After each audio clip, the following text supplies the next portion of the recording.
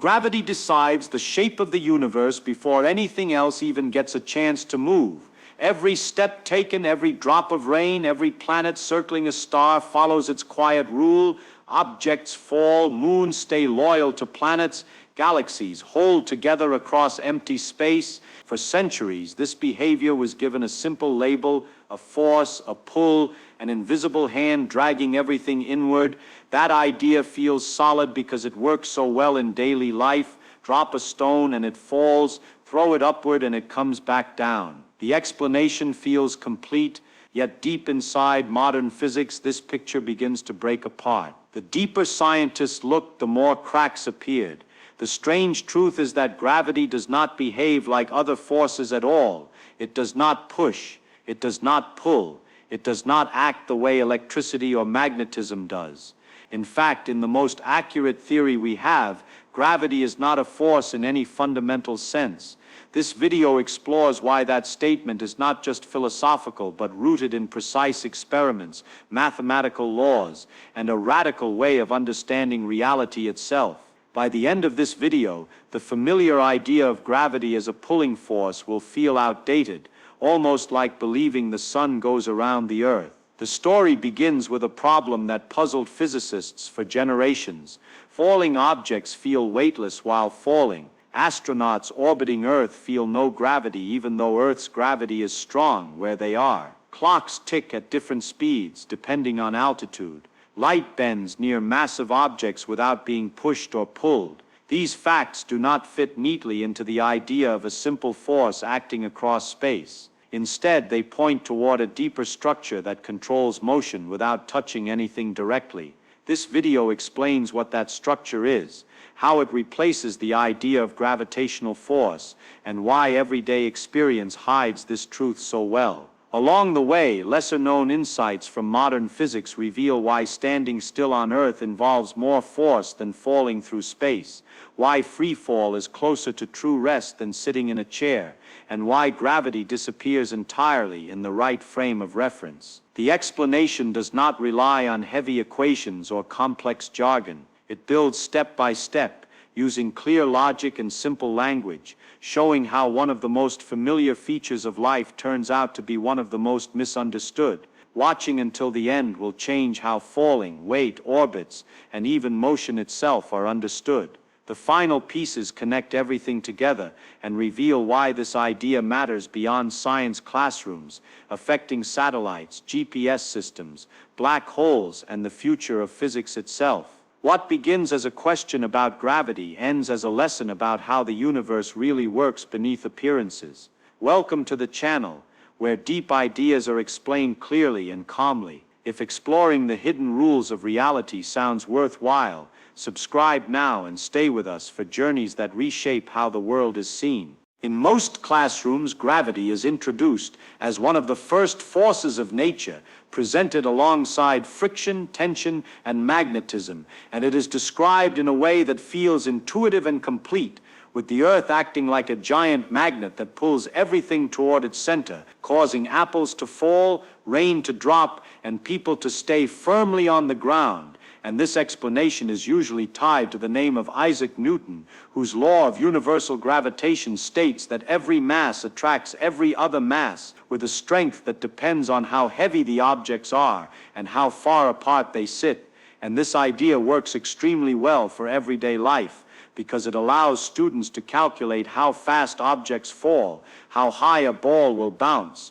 and how planets move around the sun, all using a single formula that feels clean and powerful. And for centuries, this description of gravity as a pulling force dominated science, engineering, and astronomy, guiding the construction of buildings, the firing of cannons, and the prediction of eclipses. And even today it remains part of school education because it produces correct answers in most normal situations. But hidden inside this success is a subtle assumption, the assumption that gravity acts like other forces, meaning it reaches across space and directly changes how objects move. Yet when motion is examined more closely, especially in situations where objects fall freely, this assumption begins to lose its grip, because in physics a force is defined as something that causes acceleration away from natural motion, but free fall displays a curious behavior. An object in free fall does not resist its motion, it does not feel pushed or pulled, it simply moves,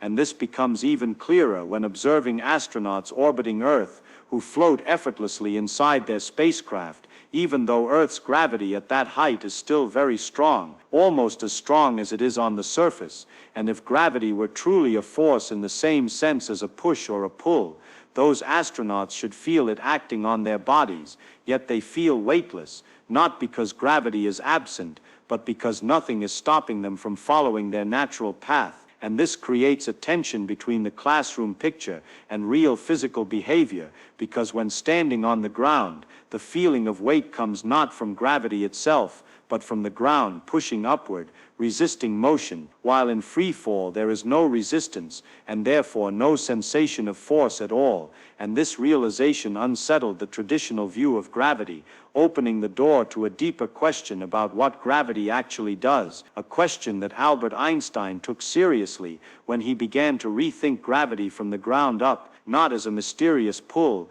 acting at a distance, but as a property of motion itself, guided by a simple yet profound insight that falling bodies behave the same way regardless of their mass, an observation that suggests falling is not caused by an external agent, but is instead the most natural form of motion available. And from this idea, Einstein asked, what would happen if gravity were removed from the list of forces entirely and replaced with a description of how objects move when nothing interferes with them, leading to the development of general relativity, a theory that does not describe gravity as a force, but as a consequence of geometry, where space and time are no longer separate backgrounds, but are woven together into a single structure called spacetime. And in this structure, massive objects like planets and stars change the shape of spacetime around them, not by pulling on other objects, but by altering the paths that objects naturally follow, so that what appears to be a curved motion caused by a force is actually straight motion through a curved environment, much like walking straight ahead on a curved surface and ending up tracing a circle without ever turning. And this shift removes the need for gravity as a force entirely, because objects are simply moving along the straightest possible paths allowed by spacetime, paths known as geodesics, which depend only on the geometry of spacetime itself. And in this view, an apple falls from a tree not because Earth reaches out and pulls it downward, but because Earth has curved spacetime in such a way that the apple's straight path leads toward the ground. This same logic explains why planets orbit stars, why light bends near massive objects, and why time flows differently in stronger gravitational fields, all without invoking a pulling force. And the familiar classroom description survives only as a convenient shortcut, a simplified rule that mimics the deeper behavior in limited cases, while the true explanation operates at a level beneath forces, describing how mass tells spacetime how to curve, and how spacetime tells mass how to move, a relationship that replaces the idea of gravity acting across empty space with a universe where motion follows geometry, quietly and continuously, without any invisible hands at work. Objects fall because motion follows the shape of spacetime itself, not because something reaches out and pulls them downward. And this idea becomes clearer once motion is stripped down to its most basic rule, which is that objects always move along the straightest possible path available to them, a rule that applies everywhere in physics, and not just to gravity, because straight motion is what happens when nothing interferes, but the meaning of straight changes when space and time are no longer flat, and near massive objects like Earth, space-time is curved. So a straight path in that curved structure does not look straight when viewed from everyday space, and instead it appears as a falling motion, even though the object itself is doing nothing special, nothing active, nothing forced. It is simply continuing forward along its natural route, and this explains why falling feels effortless, while standing still feels demanding, because falling does not require resistance or support, while standing still does. And when an object is dropped, It moves freely through space-time along a path shaped by Earth's mass, and this path leads closer to the ground with each moment, not because of attraction, but because the geometry of space-time near Earth bends inward, guiding motion in that direction, and the same rule applies to planets around the Sun, which are not being pulled sideways but are moving straight ahead through a curved space-time landscape created by the Sun's mass. And this also explains why light bends near stars, even though light has no mass to pull on, because light also follows straight paths, and in curved space-time, those straight paths bend, revealing that gravity does not discriminate between heavy and light, solid or energy. It simply shapes motion universally, and once this idea settles in, the next question naturally arises: why gravity feels like a force at all in daily life? Why standing on Earth feels heavy, tiring, and restrictive, while falling feels effortless and silent? And the answer lies not in gravity itself, but in the interaction between bodies and surfaces, because when standing on the ground, the body is prevented from following its natural falling path, and the ground pushes upward to stop that motion, creating pressure inside muscles, bones, and tissues, and this pressure is detected as weight, meaning the sensation commonly blamed on gravity is actually caused by contact forces resisting gravity-free motion, and this becomes obvious in elevators or accelerating vehicles, where changes in support forces change how heavy the body feels,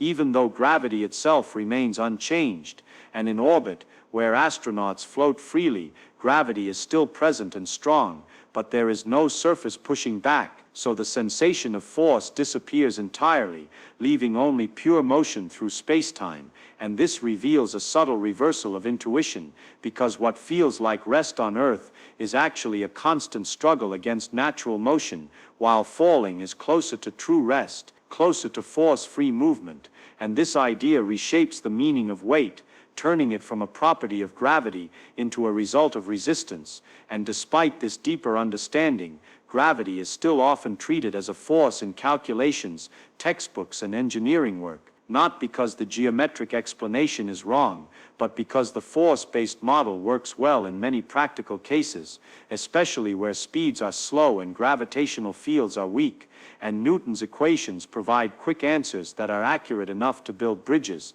launch rockets, and predict satellite paths, making them useful tools even though they rest on a simplified picture. And this use of gravity as a force is similar to using flat maps of Earth for navigation over short distances, where curvature exists but does not matter enough to cause large errors, and engineers rely on this simplicity because it saves time and effort, without sacrificing safety or precision in most situations. Yet beneath this convenience lies a more complete description that becomes necessary when accuracy matters, such as in GPS systems, where time dilation affects positioning, or near massive objects where Newton's laws fail, and this layered understanding allows both views to coexist, one as a practical shortcut, and the other as a fundamental explanation, with gravity as force serving as an approximation that mimics the effects of curved spacetime without revealing its true nature. And this is why gravity remains familiar and strange at the same time,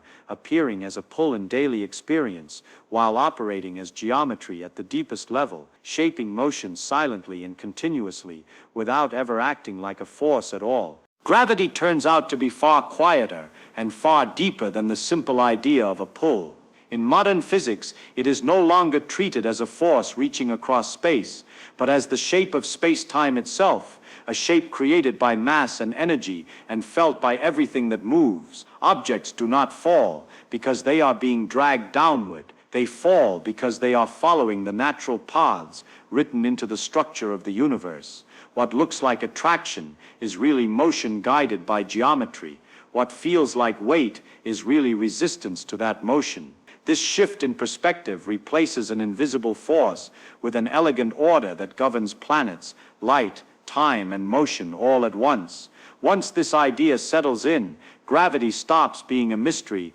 that pulls and becomes a story the universe tells through its shape. If this way of seeing reality added a new layer to how the world works, support the channel by liking the video, sharing it with others who enjoy deep ideas, and subscribing for more clear explorations of the hidden rules that shape everything around us.